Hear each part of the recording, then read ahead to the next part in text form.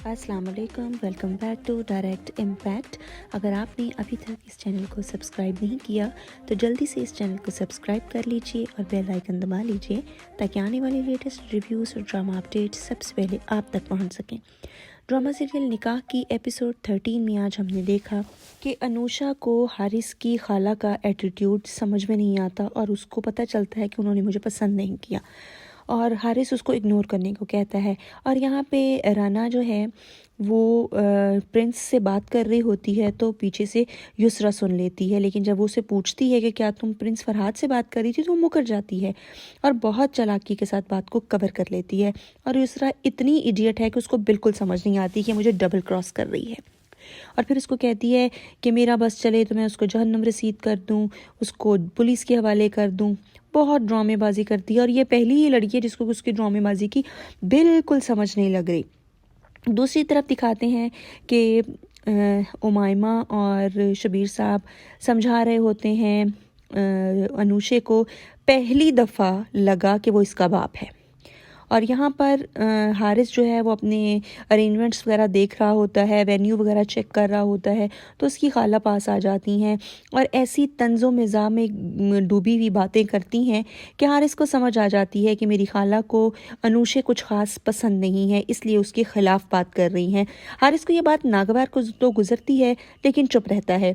दूसरी तरफ यहाँ पर फ़ारूक जो है वो अपनी बीवी उमाइमा के साथ इंतहाई सख्त रवैया रवा रखता है और उसको कह देता है कि तुम ये ड्रामा ही कर रही हो या वाकई ये अनुषा की शादी हो रही है। और ये तमाम बातें बाहर खड़ा हुआ हमदान सुन लेता है और वो कहता है कि तुमने हमदान को हौसला दिलाया हुआ है कि मैं शादी नहीं होने दूंगी और तुम्हारी ही कराऊंगी। और खैर बाहर निकल जाता है। फिर हमदान अपने बाप को कहता है कि आपने मुझे इतना घटिया समझा हुआ है कि मैं इस तरह की सोच रखूँगा। और हमदान का रवैया देख के फ़ारूक ठिठकता है कि कहीं तो कुछ फिशी है। बहरहाल देखते हैं कि इसको अब आगे समझ आती है कि नहीं आती है। दूसरी तरफ युसरा जो है उसने बेवकूफ़ ने अभी तक प्रिंस फरहाद का नंबर ना तो डिलीट किया है ना ही ब्लॉक लिस्ट में डाला है। वो स्टूपिड से मैसेजेस शुरू कर देता है और ये इतनी इडियट है उसको रिप्लाई करना शुरू कर देती है और फिर वो इसकी कुछ फ़ोटोज़ फ़ोटोशॉप करके फॉरवर्ड करता है तो इसके 14 तबक रोशन हो जाते हैं।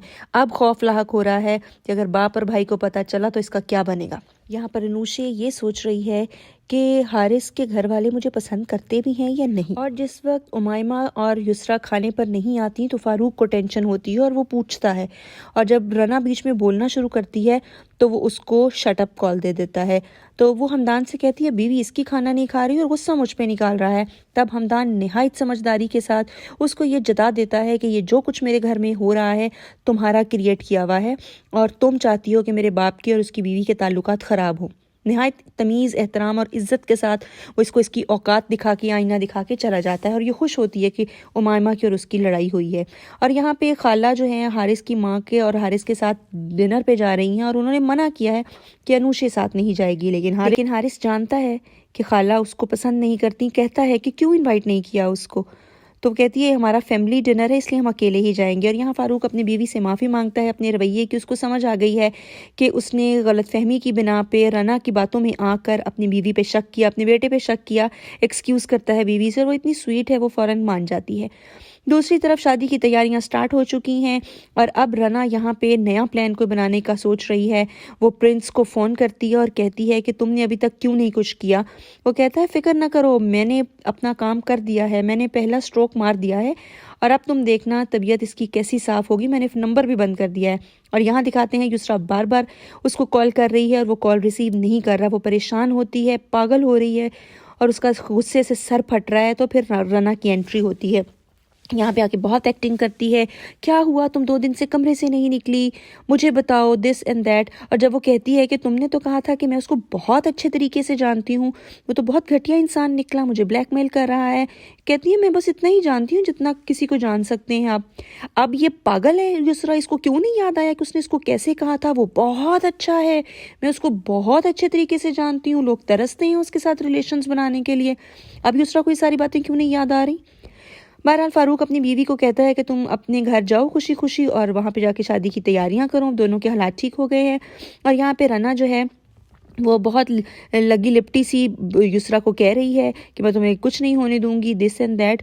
और यहाँ पे उमाइमा समझा रही है अनुशे को कि शादी के बाद उसे किस तरह से बिहेव करना चाहिए, अच्छे तरीके से रहना चाहिए, क्योंकि उसको हारिस पे कोई ज़्यादा ट्रस्ट नहीं है। और यहाँ पे हारिस जो है वो अपनी खाला के अपनी माँ के साथ और खाला के साथ बैठा होता है, तो उसको खाला की बातों से लगता है कि खाला को अनुशे पसंद नहीं है।